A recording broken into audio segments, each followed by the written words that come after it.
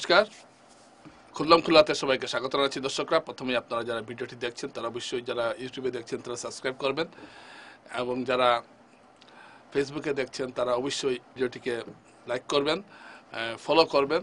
আজকে যে বিষয়টি আমি আপনাদের সামনে আনছি সেটা হলো যে আপনারা জানেন যে গত কয়েকদিন থেকে, এবং আমি খুললাম খুল্লাতে ওই বিষয়টা নিয়ে বিস্তারিত আলোচনা করছি প্রতিদিন, এবং সারা শহর, শিলচর শহর একটা বিষয় বসে আছে, একটা বিষয় দুশ্চিন্তার মধ্যে আছে। সেটা হলো সারা শহরে যে গর্ত খুঁড়ে রাখা হয়েছে, এবং এসব গর্ত খুঁড়ে রাখা হয়েছে এবং জমা জল, এই দুটো সমস্যা একটার সঙ্গে এমনভাবে জড়িত হয়েছে যে শিলচর শহরটা একটা নরকে পরিণত হয়েছে। এটা আমি গতকালকে যে আমার ভিডিওটা, তো এটা আমি খুললাম খুল্লাতে আমরা দেখানোর চেষ্টা করেছি।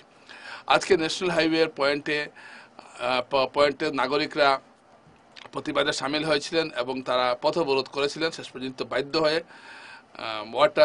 আরবান ওয়াটার রিসোর্সের সুয়ারেজ বোর্ডের যে এক্সিকিউটিভ ইঞ্জিনিয়ার আছে তিনি এসে বলেছেন যে 25 দিনের মধ্যে সমস্ত ধরনের গর্ত ভরে দেওয়া হবে, তারপরে অবরোধ তুলে নেওয়া হয়।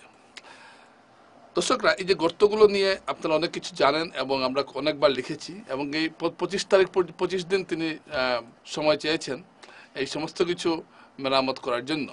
কিন্তু আমার যেটা ধারণা, এগুলো এই সময়ের মধ্যেও মেরামত হবে না, কারণ এখনো পর্যন্ত কোনো বিভাগ থেকে বলা হয়নি যে কারা এই গর্তগুলো মেরামত করবেন।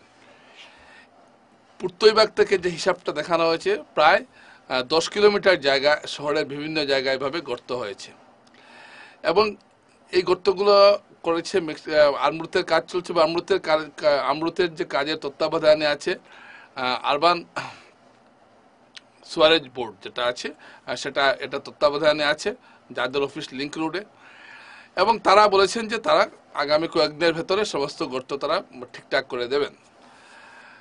কিছু কিছু গর্ত কিন্তু পিএইচিরও আছে, পিএইচি ডিভিশন 2 বেশিরভাগ গর্ত, পিএইচি ডিভিশন 1-এর নেই, 1-এর থাকলেও সেটা ঠিকঠাক করে দেওয়া হয়েছে। কিন্তু পিএইচি ডিভিশন 2 যেটা জনস্বাস্থ্য কারিগরি বিভাগের যে ডিভিশন 2, যেটা মেডিকেল কলেজের যেটা অফিস রয়েছে ঘুমঘুরে, সেটার অনেকগুলো গর্ত এখন পর্যন্ত ভর্তি করা হয়নি, অনেক দিন থেকে পড়ে আছে। কাঠল রোডে এ ধরনের আছে, এবং আরও বিভিন্ন জায়গায় রয়েছে, আতাল বস্তিতে আছে।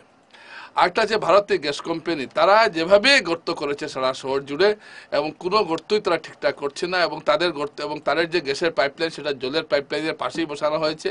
যে কোনো মুহূর্তে একটা বড়সড় দুর্ঘটনা ঘটতে পারে, এবং তাদের কাজে এত ঢিলেমি যে মানুষ তাদের কাছে গিয়েও কোনো ধরনের সুবিধা পাচ্ছেন না, কোনো ধরনের।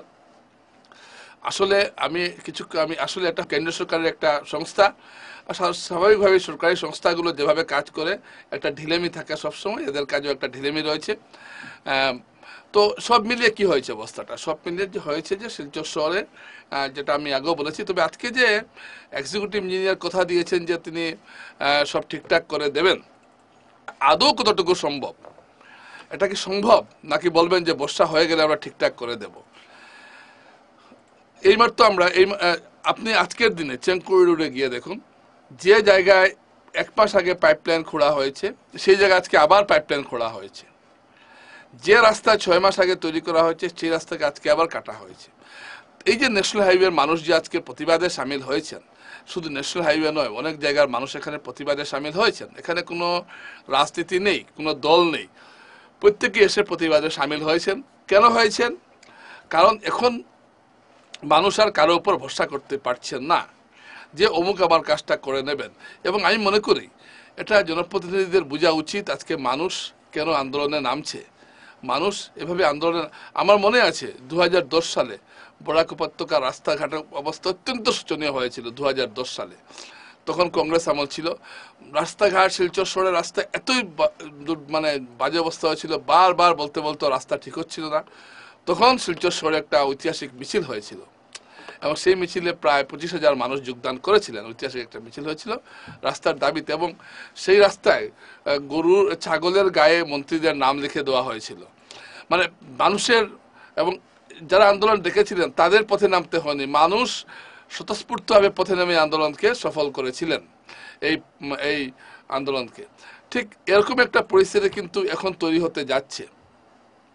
আপনারা বলবেন যে শাসক দলকে তো মানুষ ভোট দিচ্ছে। দেখুন, 2010 সালে যখন রাস্তার সাংঘাতিক অবস্থায় বাজে ছিল, তখনও এর 1 বছর পরে যে নির্বাচন হয়েছিল শিলচরের বিধানসভা নির্বাচন, সেখানে শিলচর আসনে কিন্তু কংগ্রেস জয়ী হয়েছিল। তাই সবসময় আপনি ভোট দিয়ে সবকিছু বিচার করতে পারবেন না। মানুষ কিন্তু সেদিন প্রতিবাদী হয়েছিলেন এবং তারপর রাস্তা ঠিকও হয়েছিল। কিন্তু আজকে যে শিলচর শহরে মানুষ যে রাস্তায় নামছেন, আপনারা দেখেছেন ক্যাপিটাল টেবেসে নেমেছেন কয়েকদিন আগে মানুষ, ইটখোলা পয়েন্টে মানুষ রাস্তায় নেমেছেন, এরা কোনো রাজনৈতিক দলের নয়। তারপর আজকে যে ন্যাশনাল হাইওয়ে পয়েন্টে মানুষ নামলেন, আগামীতে আরও নামবে। আমি কালকে বলেছি একটা কথা যে সোনাই রোডে উত্তর কৃষ্ণপুরে যেভাবে জলের তলায় কয়েকশো মিটার এবং বিশাল বিশাল গর্ত নদীতে, সে এলাকায় একটা আন্দোলন সংগঠিত হতে যাচ্ছে। এই যে চারদিকে যে মানুষের যে একটা ক্ষোভ, এই ক্ষোভটা কি প্রশাসনের কারে পৌঁছচ্ছে না?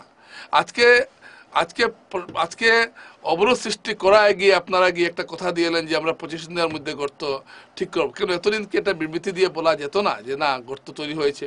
কেন মানুষকে বারে বারে আন্দোলনে নেমে বলতে হয় যে আপনারা এটা ঠিক করুন? আজকে যে মানুষ প্রতিবাদে নামছে, আগামীতে আরও নামবেন, এটা আমি গ্যারেন্টি দিয়ে বলে দিলাম। কারণ একটা কথা আছে, মানুষকে কিন্তু বেশি দিন দাবিয়ে রাখা যায় না। মানুষ একটা বিষয় দেখিয়ে মানুষকে অনেকদিন ভুলিয়ে রাখা যায় না। আজকে মানুষ জাগছেন। আজকে দেখুন, 1 বছর মাত্র 1 মাস আগে নির্বাচনের ফলাফল বেরিয়েছে।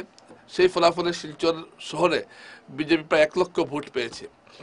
তারপর আজকে যারা আন্দোলনে নামছেন, তাদের অনেককেই তো আমরা চিনি, এদের মধ্যে 80% বিজেপির সমর্থক। কেন তাহলে তারা আন্দোলনে নেমেছেন? তারা তো আন্দোলনে নামার দরকার ছিল না। যেখানে সরকার, যেন তাদের সমর্থিত সরকার যেখানে আছে, সরকার এই সমস্যার সমাধান হতো। আসলে বিষয়টাকে আমি একটা কথা বারে আমরা বলতে চাইছি, যেখানে সরকারকে যতটুকু দোষা হচ্ছে, এর চেয়ে বেশি দোষ আমি মনে করি স্থানীয় প্রশাসনের। এই যে বিষয়গুলোকে একটা সমন্বয় করার দায়িত্বটা কার? স্থানীয় প্রশাসনের। এবং এক্ষেত্রে সাংসদ এবং বিধায়কদের একটু বড় ভূমিকা নেওয়া উচিত। কিন্তু এসব কিছুই হচ্ছে না।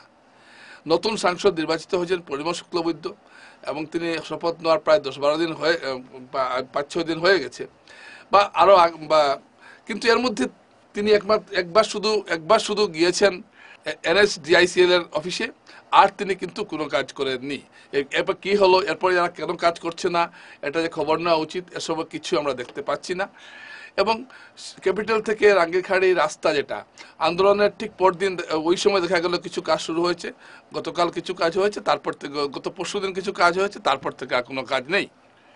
ন্যাশনাল হাইওয়ে অবস্থা এত বাজে হয়েছে, ন্যাশনাল পয়েন্টটা চিত্তরঞ্জন মূর্তির এখানে, এটা বলার অপেক্ষা রাখে না।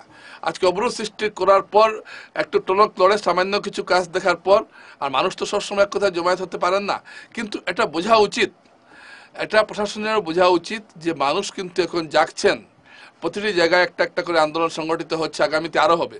আপনি বিবেকানন্দ রোড দেখুন, চেঙ্কুড়ি রোড দেখুন, কাঠল রোড দেখুন, আপনি ক্যাপিটাল থেকে মেডিকেল রোড দেখুন, আতালবস্তি রাস্তাটা দেখুন, প্রতিটি রাস্তার মধ্যে একই অবস্থা, একই অবস্থা। লিঙ্ক রোডে ভেতরে যান, একই অবস্থা। সব জায়গায় সোনাই রোড একই অবস্থা। একটা শহরকে এভাবে এভাবে এভাবে একটা নরকে পরিণত করার কি কারণ থাকতে পারে, এটা প্রশ্ন উঠেছে। দর্শক, আজকে খুল্লায় আমি এটাই আনলাম যে আমি আবার বলতে চাইছি যে ক্যাপিটাল টেবেলসের মানুষ যেভাবে রাস্তায় নেমেছেন, ঠিক সেইভাবে আজকে ন্যাশনাল হাইওয়ে মানুষ রাস্তায় নেমেছেন। আগামীতে মানুষ আরও রাস্তায় নামবেন, আপনারা দেখে নিন।